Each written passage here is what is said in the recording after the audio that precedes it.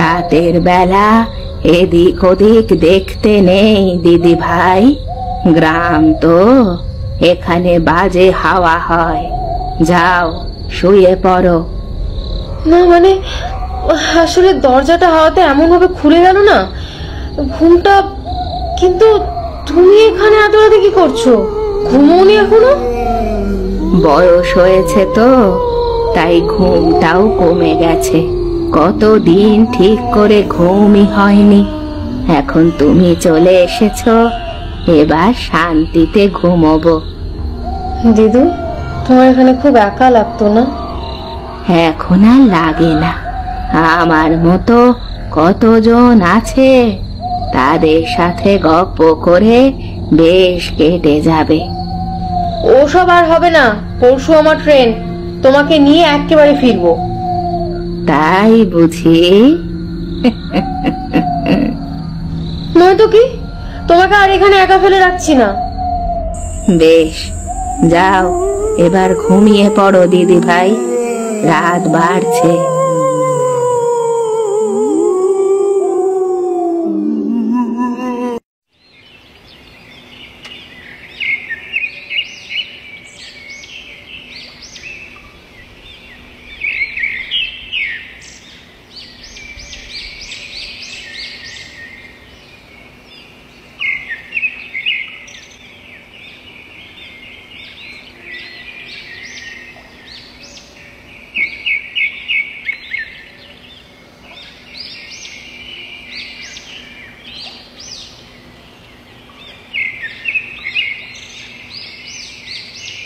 যাক, দিদিমণি তাহলে কারোর সাথে দেখা টাকা করতে গেছে। কাল তো চলে যাব, তাই হয়তো যাই। আমি বরং ততক্ষণে বাজার থেকে একটু কাঁঠাল নিয়ে আসি। দিদুর হাতের কাঁঠালের তরকারিটা খাবো আজ।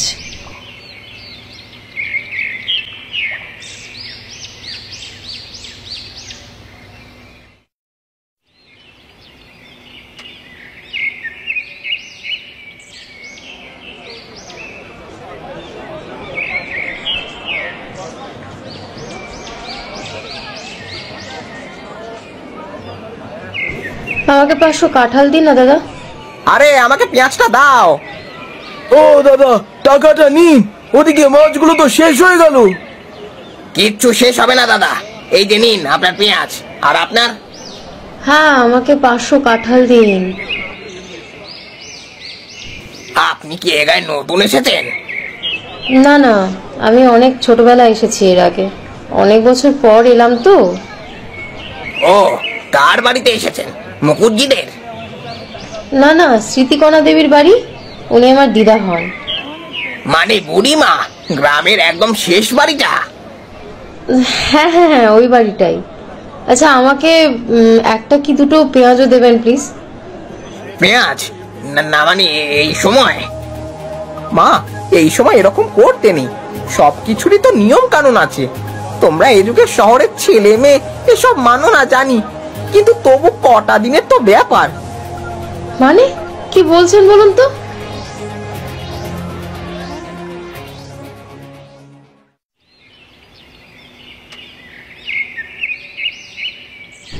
আচ্ছা, আপনি? না, আমি এই গ্রামে নতুন নই। এই গ্রামের প্রতিটা মুখ আমি চিনি, হলফ করে বলতে পারি এই গ্রামে আপনাকে আগে দেখিনি। আরে এ তো আচ্ছা সমস্যার ব্যাপার। ইচ্ছে মতো নিজের দাদুর বাড়িতেও আসতে পারবো না নাকি? গ্রাম শুদ্ধ সকলে একেবারে পেছনে পড়ে যাবে। না না, তা কেন? দাদুর বাড়ি মানে? স্মৃতিকণা দেবীর বাড়ি।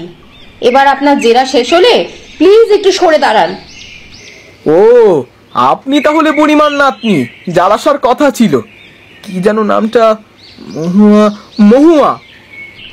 আশ্চর্য, আপনি আমার নাম জানেন কি করে? আরে, আমি তো পরশুদিন আপনার পাঠানো চিঠিটা বুড়িমাকে পড়ে শুনিয়েছিলাম। কি খুশি হয়েছিলেন, কিন্তু সুখ তো আর সবার কপালে সয় না। শেষ দেখাটাও হলো না। কি কি সব বাজে বাজে বকছেন? শেষ দেখা হলো না মানেটা কি? আপনাকে কেউ কিছু বলেনি? মানে কে কি বলবে?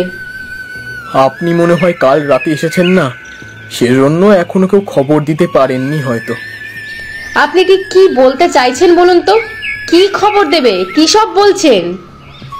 আপনার দিদা কাল ভোরে মারা গেছেন। কি? হ্যাঁ, আমি ওনাকে বাজারটা দিতে আসি যখন, তখন দেখি উনি আপনাদের বাড়ির ওই সিঁড়ির কাছটায় পড়ে আছেন, মাথা ফেটে গেছে। হয়তো সিঁড়ি দিয়ে নামতে গিয়ে পা হড়কে পড়ে। আপনারা পারেন বটে, মানে গল্প বানানোরও তো একটা লিমিট থাকে নাকি? মানছি মজা করতে চাইছিলেন, তাহলে এসব নিয়ে? আরে আমাকে কাল যে মানুষটা অতগুলো রান্না করে খাওয়ালো, তিলের নাড়ুটা অব্দি দিল, আজ বেমালুম আপনি তাকে গতকালের মৃতা বলে দিলেন। বলি আরে আপনার সেন্স অফ হিউমার। আপনার কি মাথা খারাপ হয়ে গেছে? আমরা সবাই মিলে কাল ওনাকে শ্মশানে দাহ করে এসেছি। শুনুন, অনেক হয়েছে, এবার আমাকে যেতে দিন তো। যত সব। আপনার বিশ্বাস না হলে আপনি চলুন আমার সাথে।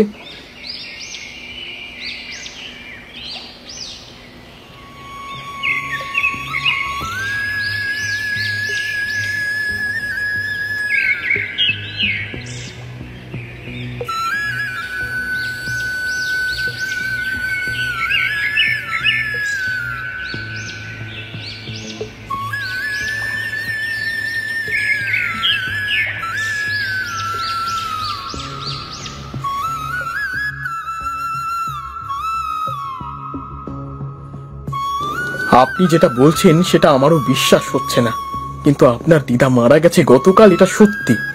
আর আপনি যা বলছেন তাতে তো বলতে হয় উনি আপনার সাথে শেষবার দেখা করার আশাটা কাল মিটিয়ে নিয়েছেন। দেখুন, আমার মতে আপনি কাল ফিরে যান, 3 দিন পর একটা পুজো করে নেবেন বরং। এভাবে এখানে থাকাটা আপনার জন্য বিপজ্জনক হতে পারে।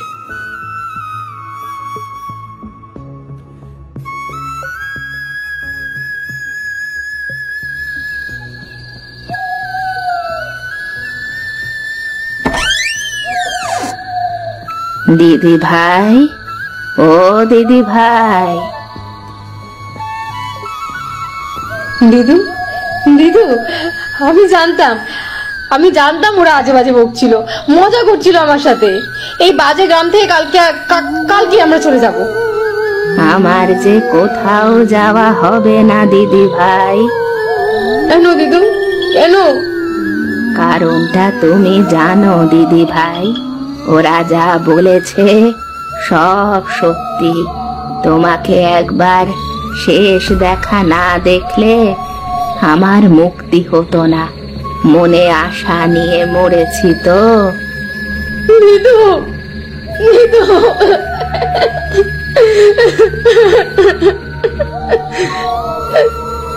এসব কি বলছো তুমি?